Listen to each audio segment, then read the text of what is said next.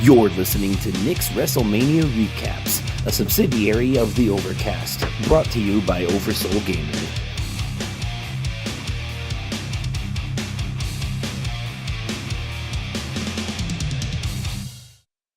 What's up, everybody? This is Nick with your WWE WrestleMania Night 1 recap. Let's get right into this. We opened up the show with Jey Uso versus Gunther for the WWE World Heavyweight Championship. Now, the build-up for this, Jey Uso had faced Gunther a few times, 3 times to be exact. Always came up short. Well, Jey Uso won the 2025 Royal Rumble, which got him a one-way ticket to the main event, or title match in this case, at WrestleMania for the champion of his choosing, Gunther at this point. This match took a little bit to get going. It looked like they were talking to each other at the very beginning, to the point where Jey just sat down on the middle turnbuckle in I think it was the upper right hand turnbuckle. I don't know, doesn't matter. But it was a really intense match.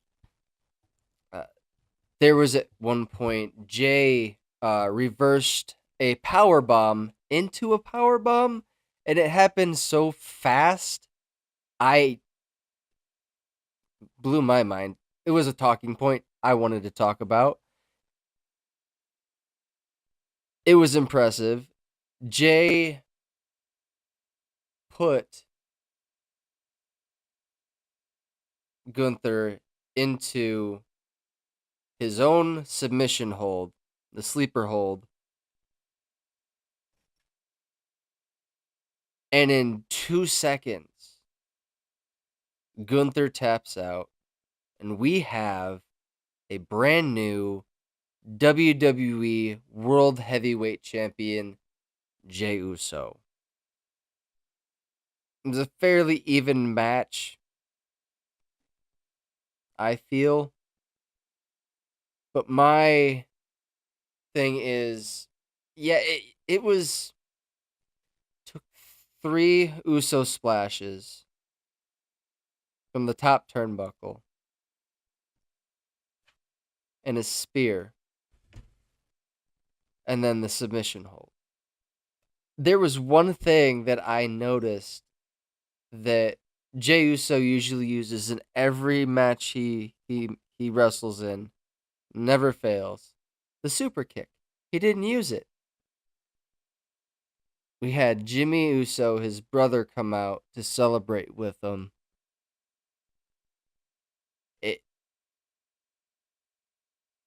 It was, Jey Uso deserved this. He's been with the WWE for a long, long time, and it's well deserved. Well deserved. Congratulations, Jey. So the next match that was on the WrestleMania Night 1 card was the New Day versus the War Raiders. I'm going to call them the Viking Raiders because this poor tag team has gone through too many name changes, and I like the Viking Raiders better. The New Day has turned heel against their former teammate, Big E. So in this scenario, it is just Xavier Woods and Kofi Kingston versus the Viking Raiders for the World Tag Team Champions. I don't feel like there was much build up to this match. So this one wasn't high on my list of matches to want to even see. It felt rushed. The New Day is not a very good they know how to be heels. They are failing epically at it. They debuted as heels. This is I wanted the Viking Raiders to win this. I wanted them to retain their titles. But the New Day, they didn't even stay in their ring to celebrate after they won. They went and grabbed the titles and immediately ran up the ramp and to the back. No. Those titles didn't need to change hands. Next we have Jade Cargill versus Naomi. The build up for this felt a bit put together last minute. I did think that Jade Cargill's entrance was pretty cool. They started it with a weather report for the weather for Las Vegas for WrestleMania. And they started, it was a thunderstorm up in the sky, which then transitioned to Jade Cargill's entrance video Jumbotron, and it looked like Storm from the X-Men. She gives off those vibes. Jade Cargill ended up defeating Naomi. Again, this was not high on my priorities for wanting to see this match. Next, we have Jacob Fatu versus LA Knight for the United States Championship. There was little to no build-up for this. Jacob Fatu is a force to be reckoned with and has bulldozed pretty much the entire men's division. But LA Knight got his attention when and he had the United States Championship. Bulldozed him a couple times, just out of nowhere. I thought that going into this, it was going to be completely one-sided. I thought it was not going to last as long as it did. I was actually surprised in a good way. I thought LA Knight was going to get decimated by Jacob Fatu. No, LA Knight put up a pretty damn good fight. Jacob Fatu came out wearing a werewolf mask made by Jason Baker. Jason Baker also made the mask for Bray Wyatt's The Fiend. I know I've talked about Bray a lot on this show. LA Knight came out driving a car onto the WrestleMania stage. That was interesting. Not something unexpected. It was unexpected from LA Knight, but not for WrestleMania. Like I said, LA Knight, he did put up a damn good fight. I thought a couple of times he would have had it won. But the results of how this match ended, I cannot say I am surprised. I knew Jacob Fatu was going to win. I would have to say that this match was not in my 2025 bingo card, but I came out of this match. I came out of this match very surprised. It was a really good match. Next, we have El Grande Americano versus Ray Phoenix. This match was thrown together last minute for reasons because it was supposed to be Rey Mysterio versus El Grande Americano. However, Rey Mysterio was injured the night prior on SmackDown. Ray Phoenix is from my understanding, a luchador that came over from AEW. I don't know. I don't watch the product. But Ray Phoenix, really good he just debuted on SmackDown, and he did pretty damn good. El Grande Americano, I don't even want to get into it.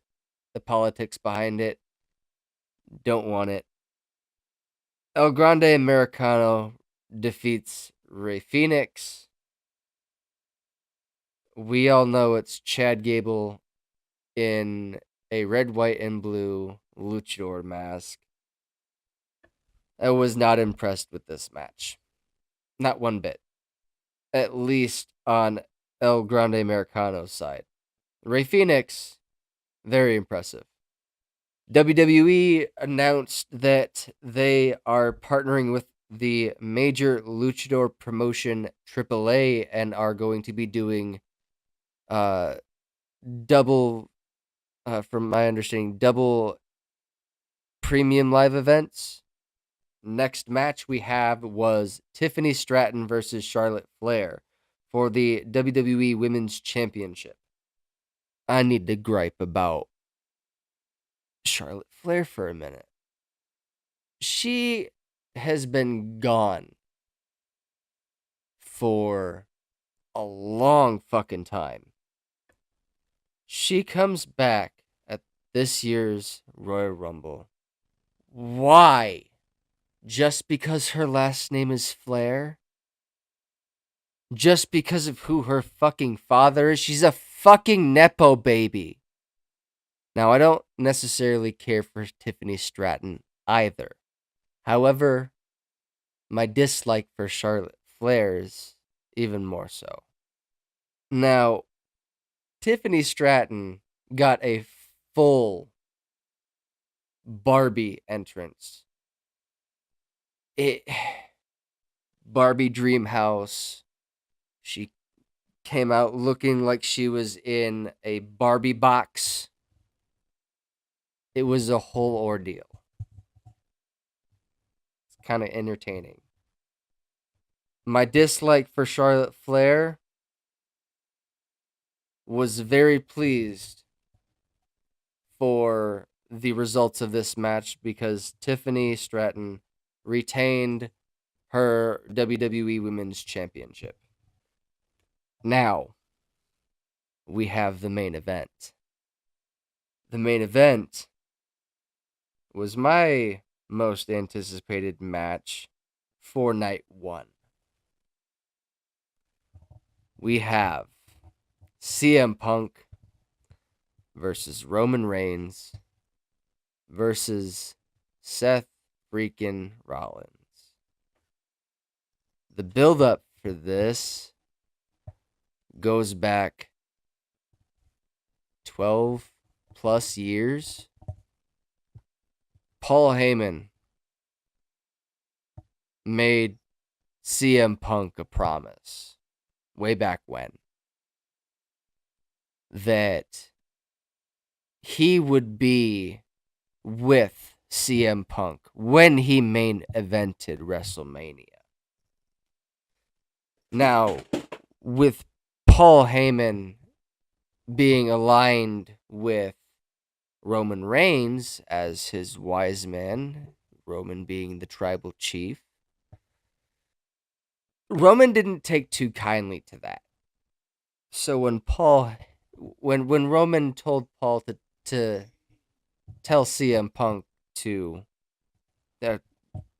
CM Punk no, Roman was shocked when Paul came back and said, "No, my tribal chief, I can't do that."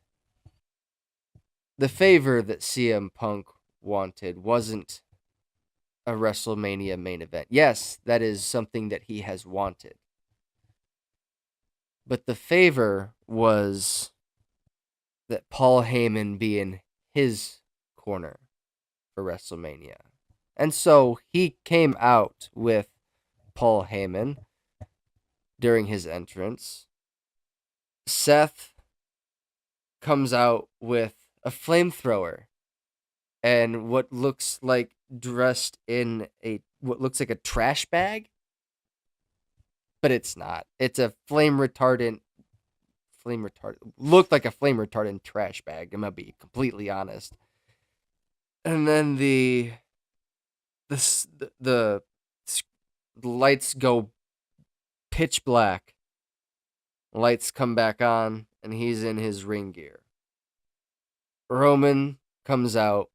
His theme music, nothing special. CM Punk comes out with Living Color performing Cult of Personality live for CM Punk's entrance. This match, because there's no disqualifications in a triple threat, things got very interesting. Things got outside of the ring. We broke down both announce tables. But the main thing that I wanted to talk about was this betrayal. Paul Heyman went over to the timekeeper's area and grabbed a steel chair. He got Seth Rollins all the way on the other side of the ring, and Roman in one corner closer to Paul Heyman, and CM Punk in the other. And Paul Heyman has to make a choice. And he makes that choice. And he gives that steel chair to CM Punk. CM Punk gets up, holds the chair up above his head, and then we have Paul Heyman come up from behind CM Punk with a low blow, crippling CM Punk, bringing him to his knees. Paul Heyman yells at CM Punk, said, "You made me choose, you made me choose." Hands the chair to Roman. Paul Heyman points at Seth's exposed back. "The Shield," he says. Roman lifts the chair up over his arms, up over his head. And what happened next, I don't think anybody expected. He makes a low blow on Roman, and then hands the chair to Seth. Seth Rollins is now a Paul Heyman guy.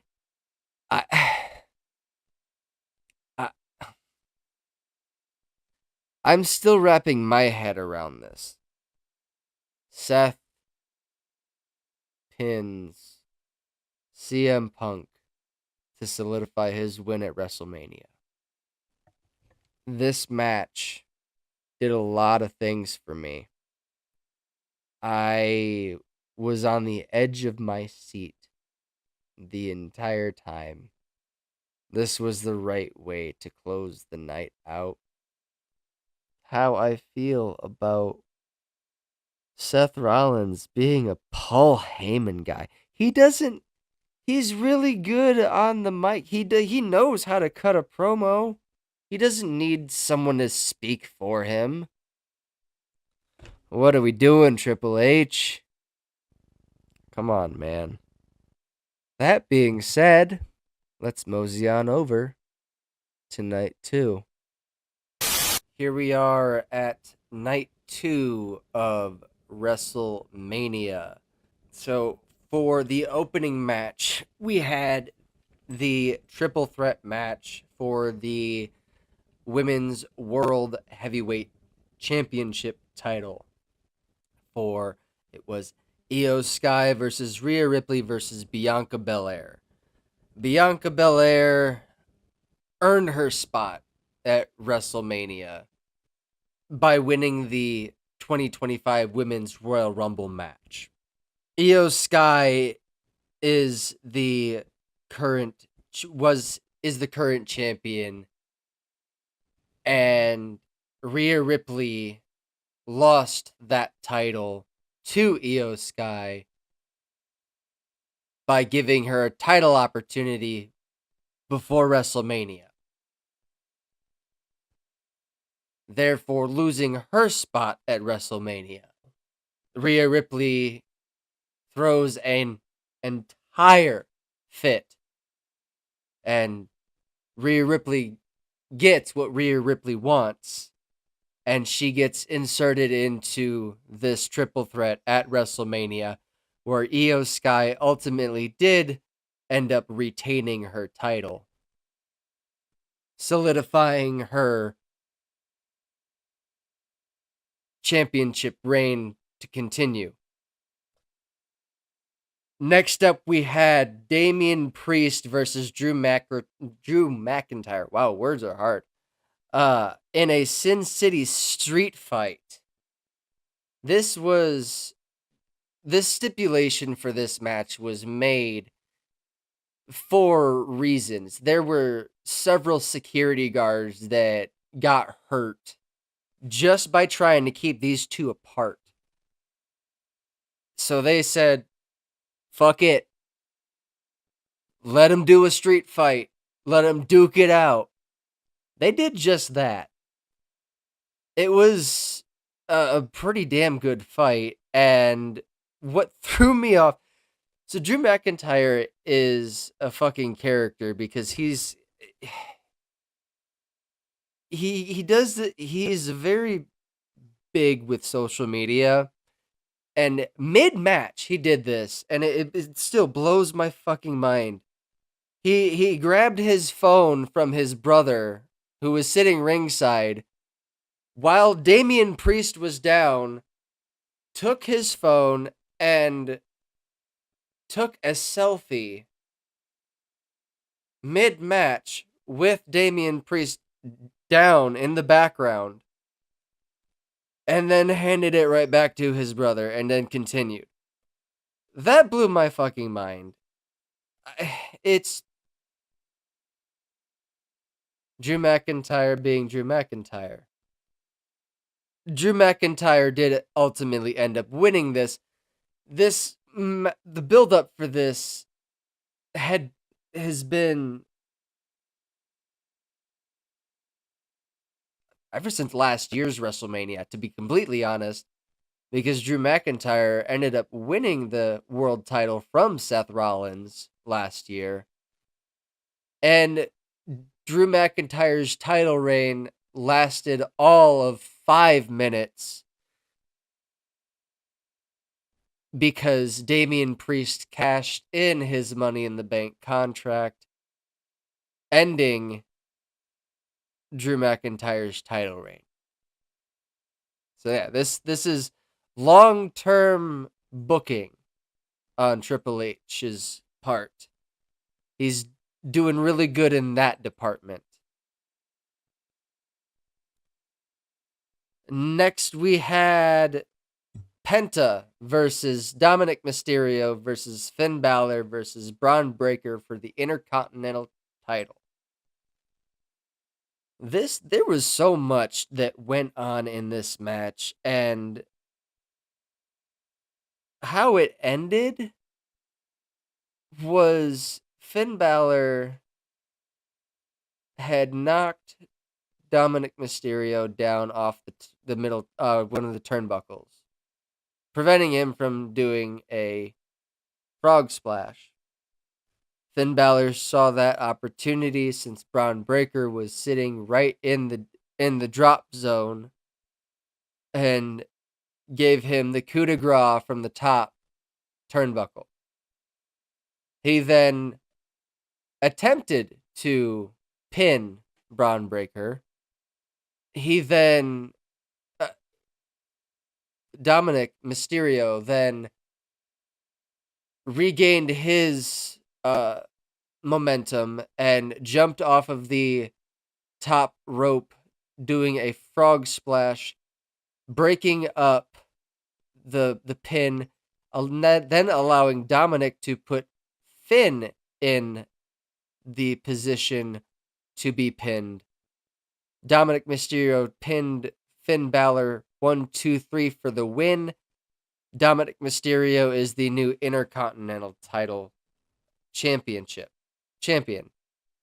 Given that he is with the Judgment Day, I think that would be the only reason he hangs on to that title for any amount of time. At least that's my opinion.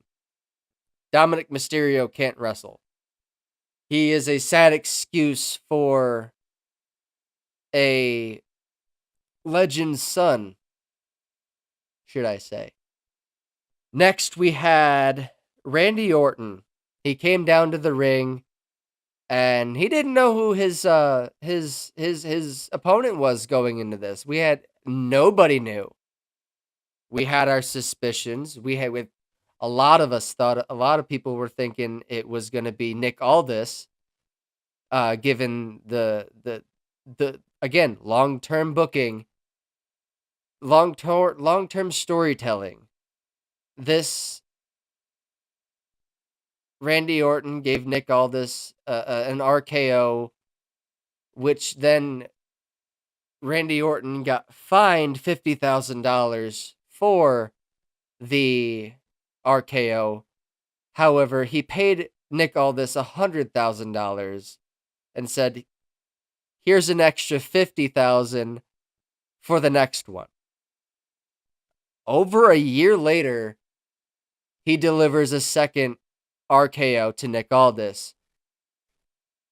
Kevin Owens was supposed to be Randy Orton's WrestleMania opponent. Kevin Owens, unfortunately, had to announce his early retirement due to an career-ending neck injury. But we nobody knew who his opponent was going to be. So he comes out, and he gets on the mic, and the next thing we know, we hear the entrance music for the current TNA champion, Joe Hendry. Comes out with the TNA championship around his waist. This was I've never seen any of Joe Hendry's matches because I quite frankly do not watch TNA. I've never been curious about his matches. I think he's overhyped. I know that's probably a hot take. This match, it was laughable because he stopped in the middle of the ring just to smile at the camera. And then Randy Orton gave him an RKO out of nowhere and pins him for the win. This was Randy Orton's 20th WrestleMania. There was no way he wasn't winning this match. Next, we had AJ Styles versus Logan Paul. I'm not going to get into how much I hate Logan Paul. He doesn't fight fair. He's a trash human being. one of Logan Paul's goons attempted to give him brass knuckles when the referee wasn't looking. In true Logan Paul fashion, by the way. But then gets stopped by none other than Karrion Kross, which I thought was interesting. Karrion Kross I would love to see Karrion Kross get in the ring with Logan Paul and watch Logan Paul get decimated by the beast that is Karrion Kross. I do not like how this match turned out. I would have much rather AJ Styles have won. Logan Paul won by one lucky punch. And quite frankly, he doesn't need the brass knuckles.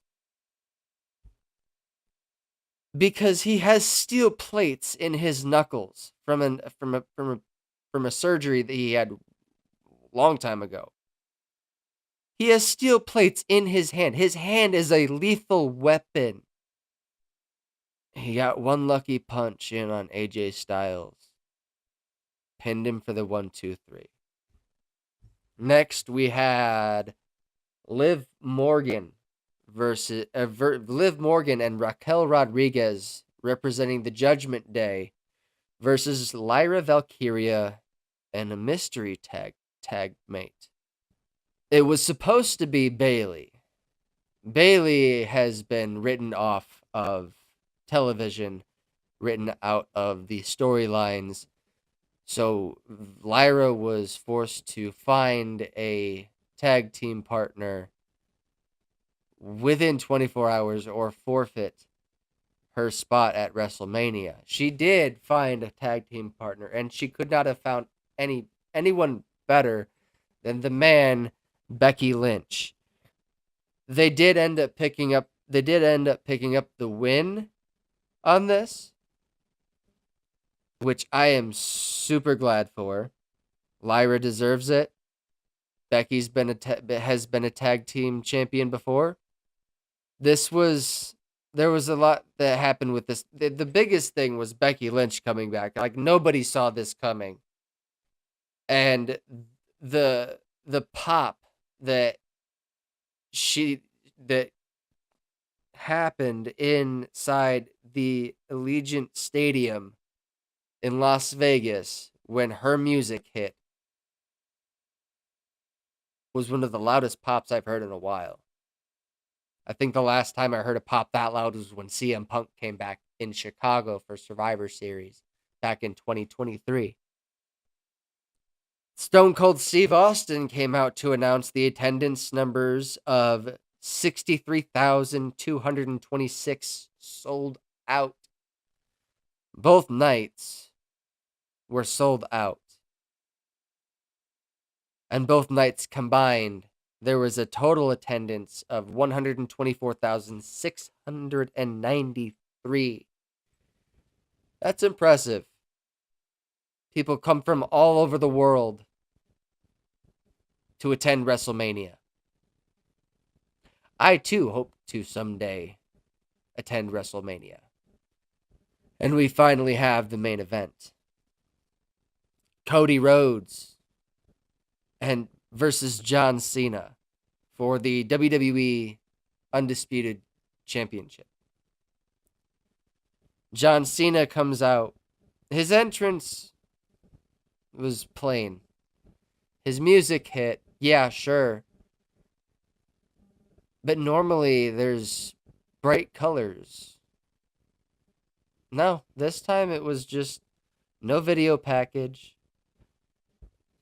Just white letters saying John Cena up on the screens all across the arena. This was a difficult match to watch. John Cena's last WrestleMania win was at WrestleMania 31 10 years ago. His last singles win was 7 years ago. Travis Scott came out to get involved. The poor referee got knocked out a couple of times.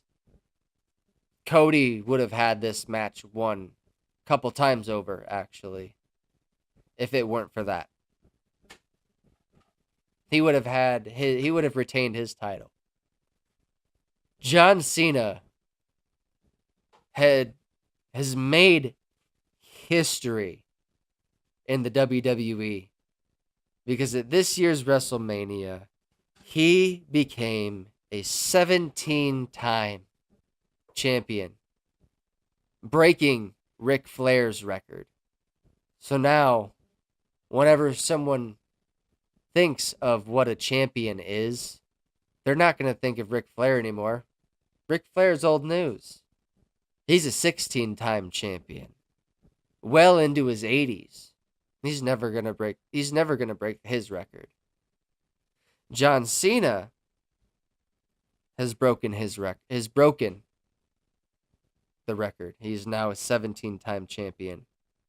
Hopefully, what that means is now, since the Nature Boy Ric Flair is no longer the record holder, maybe Charlotte Flair won't be handed opportunities left and right. This was a big moment for WWE.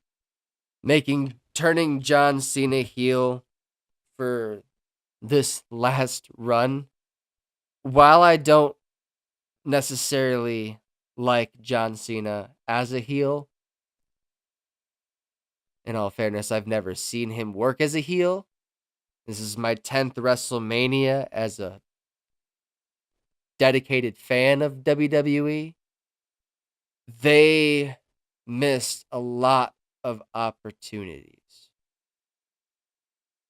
One match that I would have liked to see, I read about in an article that was recently posted. It mentioned a couple of different matches. One match that stood out to me was the Wyatt Six versus the Judgment Day. I would have really liked to see that match at WrestleMania. But the Wyatt Six have not been on TV all that much lately. I'm hoping to see that change within the next few weeks. Maybe they'll be here in Des Moines when I go to the Wells Fargo Arena for Friday Night SmackDown on May 2nd. I don't know. But, folks, it's been awesome getting to talk about WrestleMania. I look forward to doing the next one after WWE Backlash in St. Louis. See y'all in the next one. Bye!